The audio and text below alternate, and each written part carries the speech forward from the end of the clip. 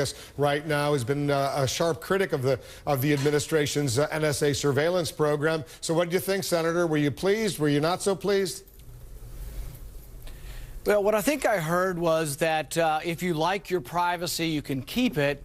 But in the meantime, we're going to keep collecting your phone records, your emails, your text messages, and likely your credit card information. So I didn't hear any lessening of the spying on Americans or collecting records of Americans. I heard that, trust me, I'm going to put some more safeguards in place, but I'm going to keep right on collecting every American's records.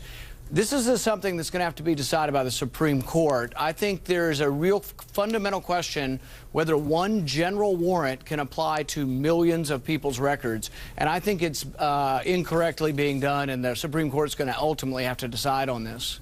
You've actually filed a lawsuit. Remind our viewers, what is so irritating, upsetting to you?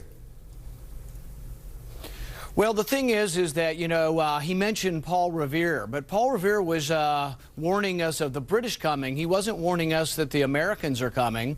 You know, the thing is that the lesson from the American Revolution that the president, I think, misunderstands is that we were upset about British soldiers writing their own general warrants, like national security letters, that allowed them to go into the colonialist house and look at their papers. We didn't like that. So we wrote the Fourth Amendment to say warrants have to be individualized. They have to name specifically the person and the place. We didn't want a dragnet where everybody's information was held, whether it's held by the government or a private entity. I'm not so sure I'm more or less concerned by having a private entity. Who are we going to hire? Eric Snowden's contractor to hold all the information? I don't want them collecting the information. It's not about who holds it. I don't want them collecting every American's information.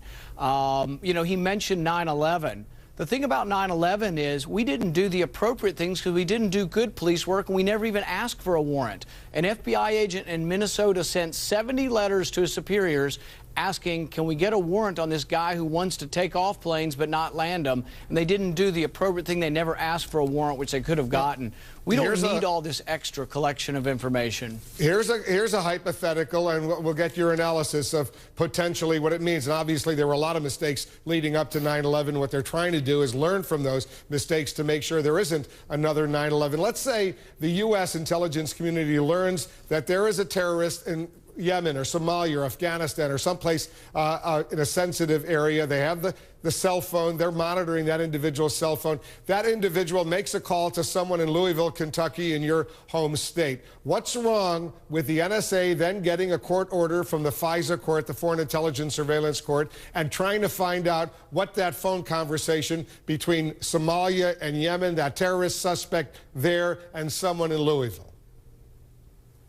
I have no objection to having a warrant for a specific person to look at phone calls. And if we then get a warrant, we find out the person in Louisville is connected to the person in Yemen, then we get a warrant for all of their phone calls. If they called 100 people last month, we look at those 100, and then we ask the judge for another warrant. So I don't care if it's 10 hops out with a warrant, but for the president to say, oh, we're only going to abuse the Fourth Amendment twice and not get warrants by hopping twice, not 3 times, it's either proper or improper, and there is a proper way of doing this, and this is with a judicial warrant individualized to the person, and then you can go and look at their friends with another warrant. We do this all the time. At 4 a.m., if there's somebody who's a potential murderer or rapist or you name it, we just call a judge and get a warrant, but we separate the police power from the judicial power. That's why we have to, I think, really reassess whether or not police officers or FBI agents should write their own warrants. I think only judges should write warrants. At one point in the speech, and the president spoke for about 45 minutes, Senator, he made this point. Let me play this little clip. After an extended review of our use of drones in the fight against terrorist networks, I believed a fresh examination of our surveillance programs was a necessary next step in our effort to get off the open-ended war footing that we've maintained since 9/11. And for these reasons, I indicated in a speech at the National Defense University last May that we needed a more robust public discussion about the balance between security and liberty. Of course, what I did not know at the time is that within weeks of my speech, an avalanche of unauthorized disclosures would spark controversies at home and abroad that have continued to this day.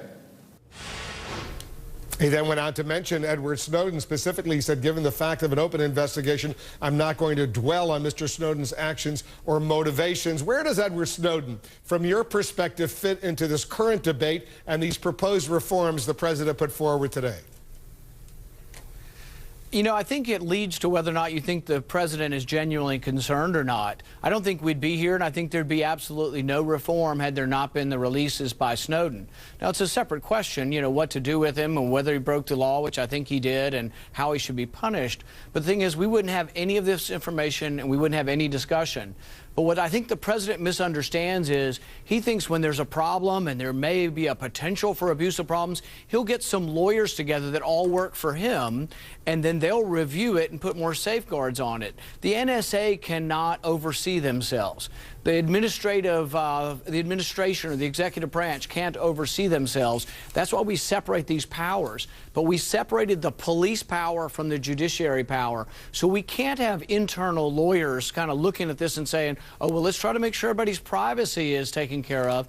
See, really, he's not going to fundamentally change any of this. Many of us think it's an invasion of our privacy to have our text messages collected, our emails collected, our phone records collected, and likely our credit card statements collected. We think that's an invasion of privacy, simply the collection, unless you get a warrant from a judge for a specific person that there's probable cause to think that they've committed a crime. That's the way our country was set up. And so what he's talking about is a different kind of country than our founding fathers envisioned. He did say at one point that even though there should be a healthy skepticism, he found no evidence that there has been any abuse by anyone at the NSA as far as the personal privacy records of the American citizens. You heard him say that. You know, I think that if you look back through the record, though, the FISA court actually has rebuked the NSA on several occasions and said that they were doing things they shouldn't be doing. But I have a fundamental problem with the FISA court. It's in secret.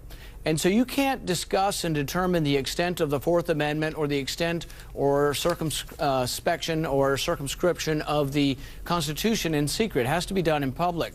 So one of the reforms that I've proposed, and I have legislation that would do this, would say that if you're given a FISA court order and you want to challenge the constitutionality of it, it should go to an appellate court and to the Supreme Court. Right now it's a dead end. In the FISA court, a secret court and a secret judge, without adversarial, without arguments on both sides. Only the government argues in FISA.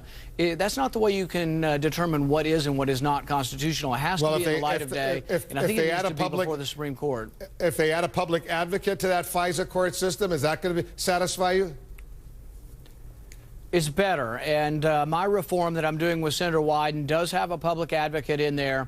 But ultimately, I think what legal scholars will tell you is that to find truth, we have this adversarial process where someone actually literally works for you on your side of the question and on the government side of the question, and it goes back and forth, and it's our way of trying to find truth in our courts.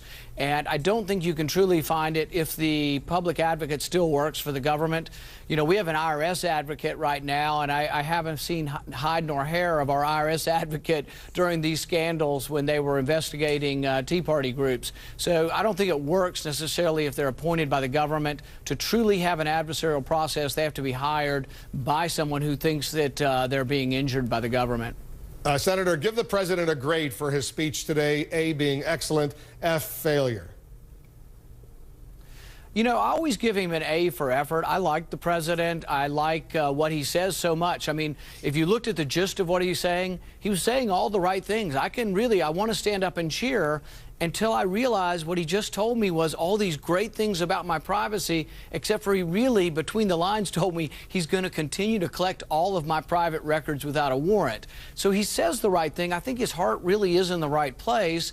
And I think his motives are not bad. Neither do I think James Clapper's motives are bad. I think they want to protect the country, but I don't think that there's enough of a healthy respect for the Fourth Amendment. And government needs to be, there needs to be a limitation to government power. And I see this as virtually unlimited power to look at our records, and it really needs to be reined in. So the grade would be? Well, A for effort and probably C for content. Senator Paul, thanks very much for coming in, giving us your immediate reaction to the president's speech. We appreciate it as always. Thank you, Wolf.